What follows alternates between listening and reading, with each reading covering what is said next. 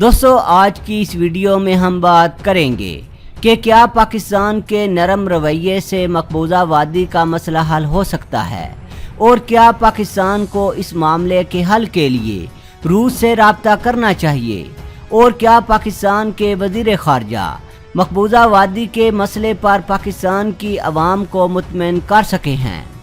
معزز دوستو، بھارتی حکومت کی طرف سے مقبوضہ وادی پر اہم کانہ پیش رفت کے بعد پاکستان نے خطے، عالمی برادری اور اسلامی برادری میں جو سفارتکاری کی، اس کے مثبت نتائج سامنے آ رہے ہیں۔ مقبوضہ وادی میں بھارتی شفافیت کے بعد کوئی شبہ نہیں ہونا چاہیے کہ پاکستان کسی مصالحت یا مصلحت کو ایک طرف رکھ کر اس پر جنگی انداز میں آگے بڑھے گا۔ حق اور انصاف کی لڑائی میں ایک وقت ایسا آ جاتا ہے کہ درست سمت میں آگے بڑھنے کے لیے جرأت مندانہ طرز عمل اختیار کرنا پڑتا ہے۔ تقسیم ہند سے لے کر اب تک پاکستان نے مصلحت اور لحاظ پسندانہ رویہ اختیار کیے رکھا اور مفاہمت کے تمام راستے اختیار کر کے دیکھا۔ مذاکرات، مکالمے اور بات چیت کے لیے بھی ہر طرح کی کوششیں کی جا چکیں۔ اقوام متحدہ کی قراردادوں، انسانی حقوق کے اداروں کی یقین دہانیوں، مہذب دنیا کی تشویش اور عالمی قوتوں کی جانب سے ثالثی کی پیشکش پر انحصار کر کے دیکھ لیا۔ بھارت سے معاہدہ تاشقند، شملہ معاہدہ اور اعلان لاہور کے تحت معاملات کو باہمی گفتگو سے حل کرنے کی سعی بھی کی جا چکی ہے، لیکن حقیقت یہی ہے کہ نرم رویہ اور شرافت کی کوئی قدر نہیں۔ پاکستان کے عوام کو تاریخ کا ادراک ہے کہ جب سے تقسیم ہند ہوئی، مقبوضہ وادی پاکستان اور بھارت کے درمیان وجہ تنازع ہے۔ دونوں ممالک کے درمیان 3 باقاعدہ جنگیں اور ایک غیر اعلانیہ جنگ ہو چکی ہے۔ پہلی جنگ سن 1947-48 میں ہوئی اور موجودہ آزاد وادی کا علاقہ آزاد ہوا۔ اس جنگ کی بنیاد پر بھارت اقوام متحدہ میں گیا تھا، جہاں وہ قراردادیں پاس ہوئی تھیں۔ اگرچہ عالمی طاقتوں کی سازشوں سے ان قراردادوں پر عمل درآمد نہیں ہو سکا، پھر 65 میں دونوں ممالک ایک بار پھر ایک دوسرے کے مد مقابل کھڑے ہوئے۔ اس کی بنیادی وجہ بھی مسئلہ مقبوضہ وادی تھا۔ اس جنگ کے بعد معاہدہ تاشقند ہوا۔ روس میں ہونے والے اس معاہدے میں پاکستان کی طرف سے صدر ایوب خان اور بھارت کی طرف سے وزیر اعظم لال بہادر شاستری شامل ہوئے۔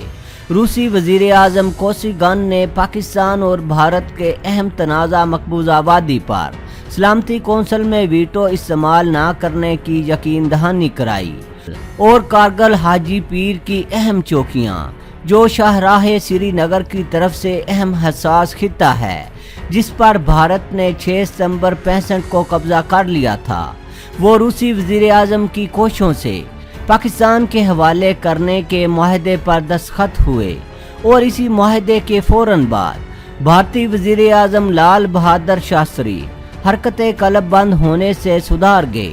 معاہدہ تاشقند کے دوران صدر ایوب خان اور وزیر خارجہ ذوالفقار علی بھٹو کے درمیان غلط فہمی پیدا ہو گئی، جس کے پس پردہ وزیر خارجہ کے اہم سینئر افسران اور وزارت اطلاعات و نشریات کے سیکرٹری الطاف گوہر تھے، جو معاہدہ تاشقند کے 6 ماہ کے اندر حکومت سے علیحدہ ہو گئے، اور انہوں نے صدر ایوب خان کے خلاف عوامی تحریک کی بنیاد بھی رکھی، جس کے نتیجے میں صدر ایوب خان حکومت سے مستعفی ہو گئے اور عوام کو ایک اور مارشل لا کا سامنا کرنا پڑا۔ مقبوضہ وادی کی موجودہ صورتحال سے بھارت کی وحدت کا شیرازہ بکھرنے کا امکان پیدا ہو چکا ہے۔ بھارت کی 8 ریاستوں میں علیحدگی کی تحریک زور پکڑ چکی ہے، اور موجودہ تناظر میں نظر آتا ہے کہ مقبوضہ وادی کے عوام بھارت سے عنقریب آزادی حاصل کرنے میں کامیاب ہو جائیں گے، اور اس میں اقوام متحدہ کا کوئی کردار نہیں ہوگا۔ اب اقوام متحدہ کی قراردادیں بظاہر بے معنی ہو گئی ہیں۔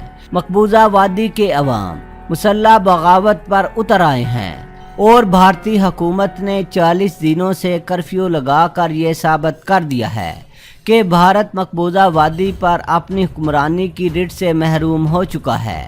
میری ناقص رائے میں مقبوضہ وادی پر بھارت کے غاصبانہ قبضے سے نجات دلانے کے لیے روسی صدر پوٹن کی میزبانی میں ماسکو کانفرنس مقبوضہ وادی کی آزادی کا واحد حل ہے، جو تاشقند پلس کے زمرے میں آتی ہے۔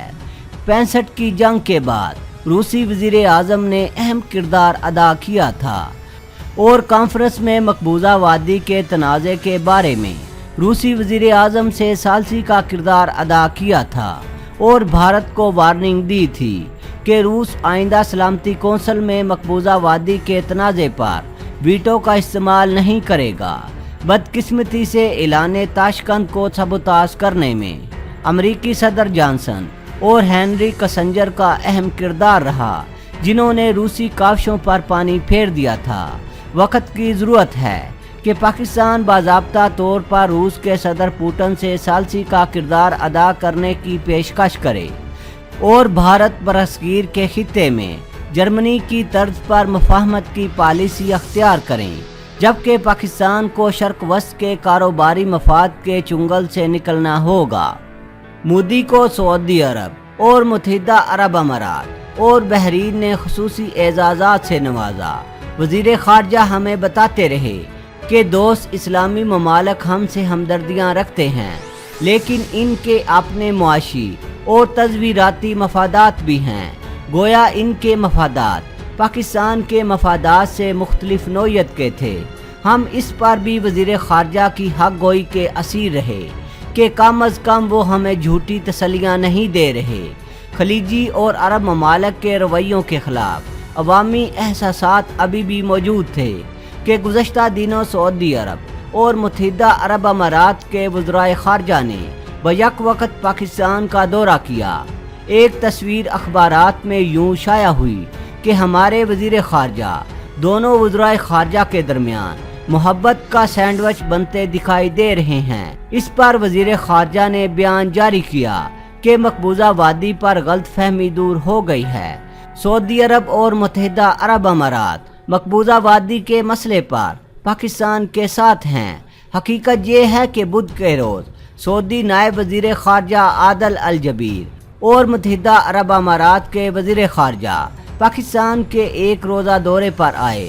انہوں نے وزیر اعظم، وزیر خارجہ اور آرمی چیف سے ملاقات کی اور ان کی اس ملاقات کے بعد جو بیان جاری کیا گیا، اس کے مطابق دونوں مہمانوں کا دورہ پاکستان کے ساتھ اظہار یکجہتی کے لیے تھا۔ اس بیان میں مقبوضہ وادی کے حوالے سے دونوں مہمانوں نے کوئی لفظ ادا نہیں کیا تھا۔